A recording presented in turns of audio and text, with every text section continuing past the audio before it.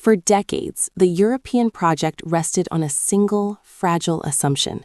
The assumption that behind closed doors, consensus would always survive. That assumption died this morning. The carefully curated image of a united front in Brussels has not just cracked, it has been obliterated. We are no longer watching a standard diplomatic disagreement. This is not a routine dispute over budgets or quotas. This is a fundamental rupture in the continent's power structure. Usually, silence follows a European Council meeting, a polite, diplomatic silence, where deals are cut and hands are shaken. But today that silence was replaced by a deafening political noise. It signals one simple, terrifying truth. The old rules of engagement no longer apply. Why does this specific confrontation matter now? Because the mechanism of control has failed. Viktor Orbán has stepped outside the boundaries of predictable rebellion. He has stopped playing by the script. He has struck directly at the legitimacy of the Commission itself. He isn't just negotiating for funds anymore. He is challenging the right of the leadership to lead.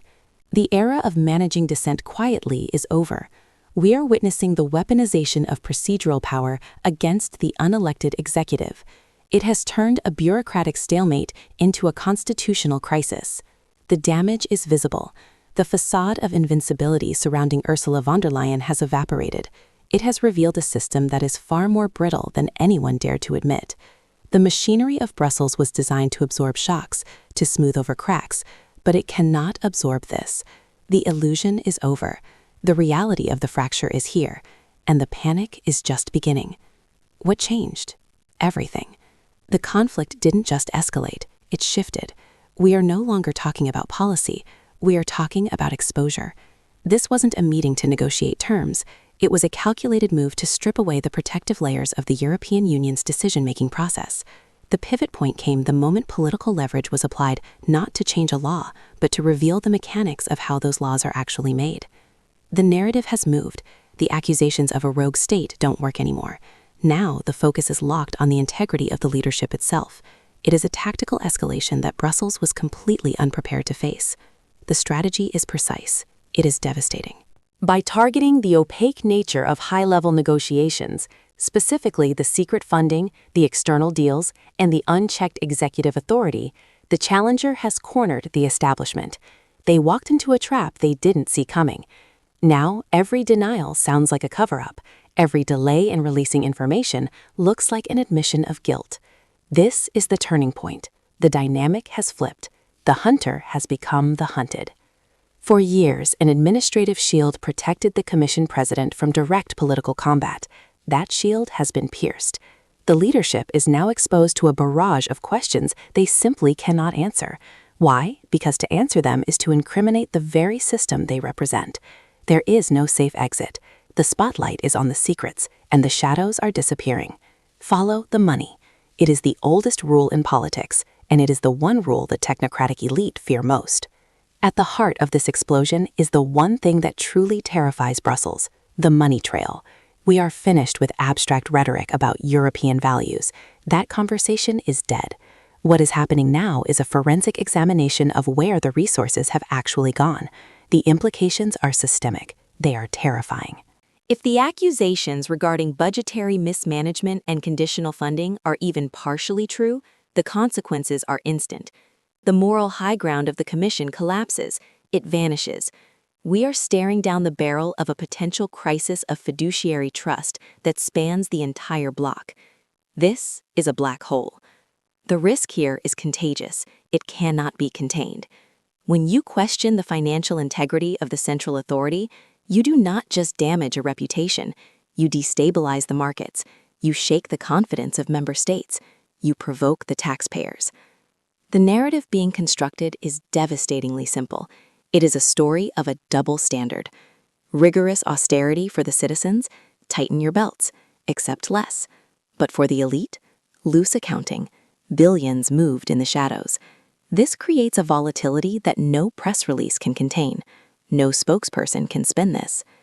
The accusations suggest that the financial tools designed to punish member states are being used arbitrarily, that the EU budget is no longer a mechanism for collective growth. It has been turned into a political slush fund. Money was meant to bind the Union together. Now it is the wedge driving it apart. The ledgers are open, and the numbers do not add up. Look at the reaction from the Berlaymont building. It tells you everything you need to know. There is no coordinated defense. There is only reactive chaos. Sources indicate a level of paralysis rarely seen in the history of the Union. The machinery is freezing up. The usual strategy, dismiss, delay, and deflect, is failing in real time. It is not working. Why? Because the attack is coming from inside the room, from within the council chamber. The call is coming from inside the House. The institutional panic is palpable. You can feel it. They realize they have lost control of the timeline. Contrast this panic with the reality on the ground.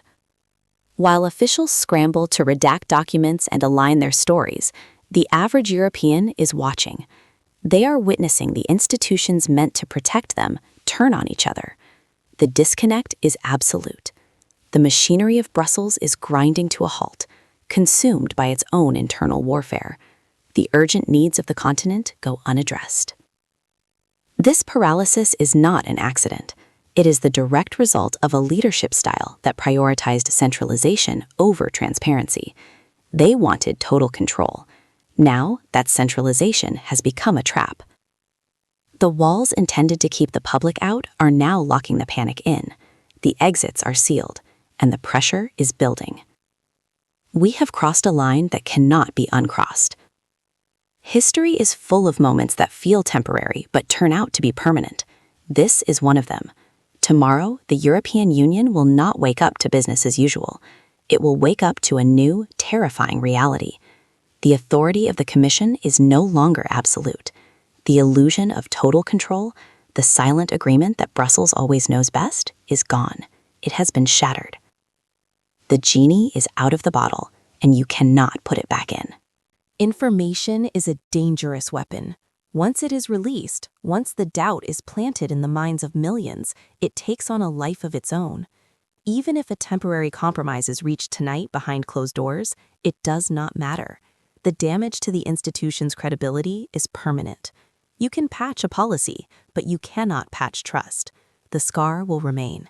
It will be visible in every future negotiation, in every directive, in every press conference. The dynamic has shifted fundamentally.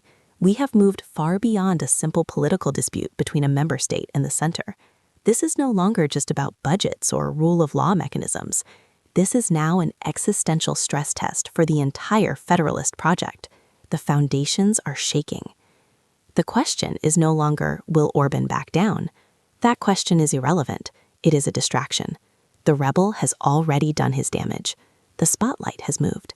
The question now is, can von der Leyen survive the scrutiny?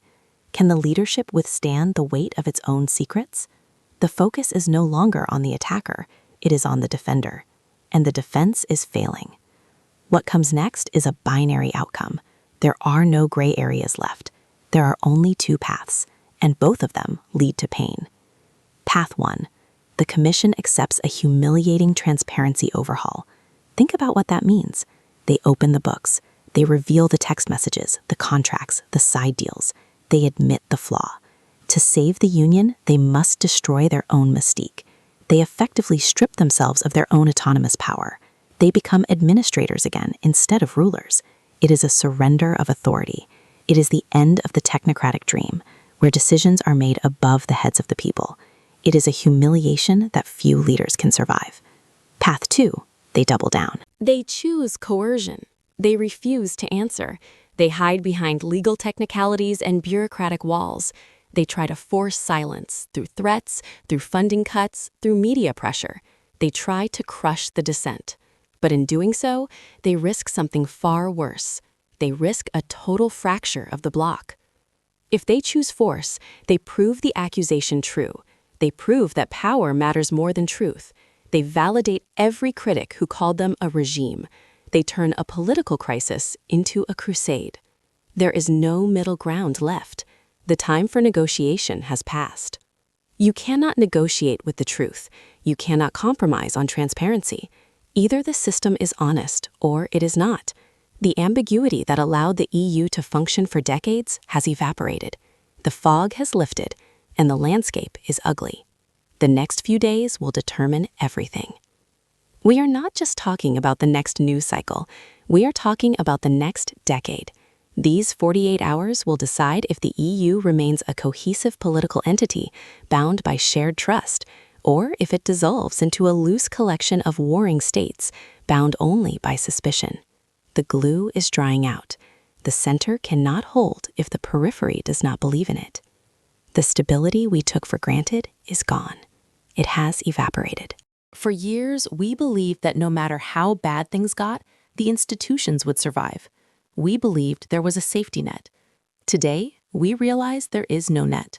We are walking the wire without protection. The market sense it, the capital sense it, the people sense it.